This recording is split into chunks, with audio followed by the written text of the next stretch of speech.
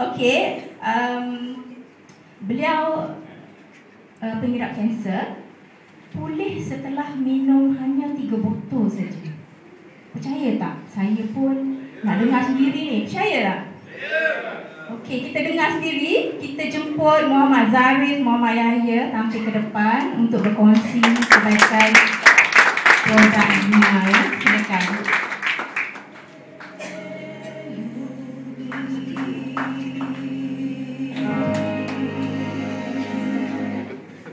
Assalamualaikum warahmatullahi wabarakatuh. Okey, nama saya Muhammad Zarif Muhammad Yahya ya. Dan saya bekerja dekat Hitachi Elevator lah sekarang ni. Selama saya kenal BEMA ini daripada bapa angkat saya lah. Dan saya menderita kena kanser payudara tahap kedua. Kanser payudara tahap kedua. Laki-laki memang terkejut lah, kanser payudara tahap kedua untuk laki-laki. Sebab apa? Saya kena kanser ni pada saya last university tahun 2006 dan sampai saya tak boleh pakai baju dan saya ada ketumbuhan di belah sini.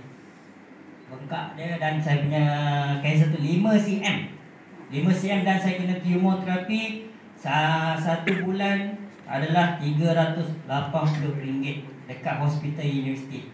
Selama saya menderita ni sampai saya punya tahap kesihatan menurun dan berat saya tinggal 40 kg. Sesudah saya dikenakan oleh bapa angkat saya untuk minum BEMA ini, saya hanya memerlukan 3 botol saja dan masa 3 bulan saya minum. Alhamdulillah saya jumpa doktor yang merawat saya adalah Dr. Datuk Ismail.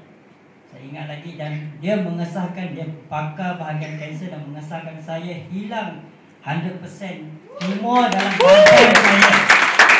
Dan saya nak berkongsi lagi, berat badan saya bertambah 60 kg sekarang ni. Dan untuk sekian saya harap ambillah, dan saya adalah wakil untuk BEMA dan insya-Allah dan saya akan masuk ultimate dalam masa hujung bulan ini, insya-Allah. Assalamualaikum.